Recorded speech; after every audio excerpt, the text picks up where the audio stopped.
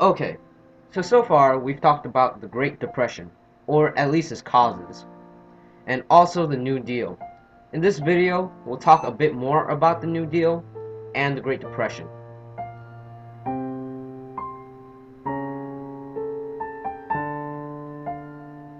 So, the stock market in 1929 was at its peak, and during that year on October 29, 1929, the stock market crashed. Sometimes it spiked back up, but it mainly stayed at rock bottom. Banks and people who invested their money into the stock market lost most of their money. Herbert Hoover, the president during that time, refused to help any of the people because he believed that it would spoil the country and also make people lazy to work. Many blamed him for making the depression become even worse.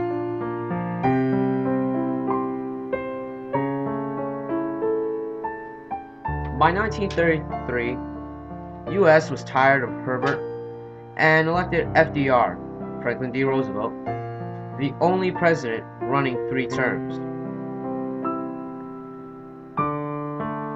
He had presented the idea called the New Deal. Many liked FDR because he was willing to help the people and change society.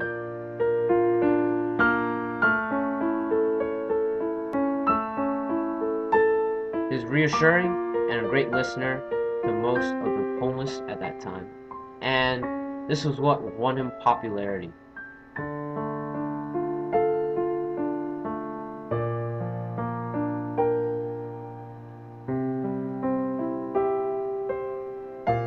Now, it's important to note that Republicans at that time were mainly rich people, and they didn't really focus on the homeless or poverty.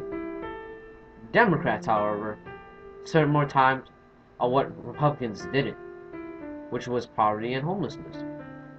And at that time, I think it was probably the best idea to hire a Democrat to be president, which is FDR. Well, not hire, but elect.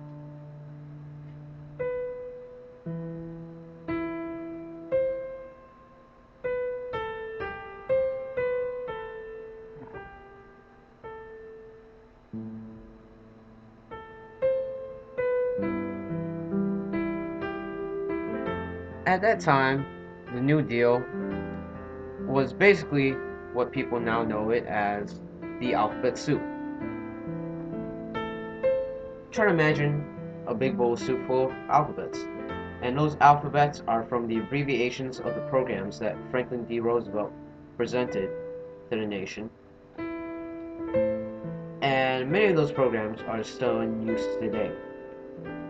For example, the FDIC is still used today to protect many people who put their money into their banks, just in case the bank somehow becomes bankrupt or closes down. Ironic. Other programs like the FERA and the CCC and the CWA also helped the United States at that time, and were also part of the alphabet soup. And there were a lot more programs. There were about 40 programs in all, and to say all those in this video take quite a while. So we'll just leave it at that.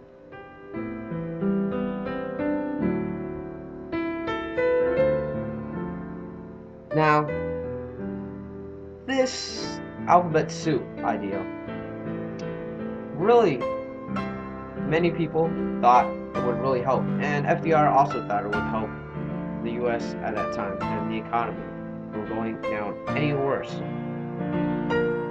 And it probably did help. Now, like I said before, the stock market had crashed in 1929, October 29, and the New Deal have prevented the stock market and U.S. economy from going down any more worse than it was right now at that moment. But it did not really make the conditions that much better. And during 1937 through 1938, the U.S. met the Roosevelt recession when Franklin D. Roosevelt tried to withdraw help from the U.S. And the economy stayed quite poor until World War II. So, yeah. So this was a mini video about the Great Depression and the New Deal. Thanks for listening. Thank you for not falling asleep during this video. And that is it. Thanks.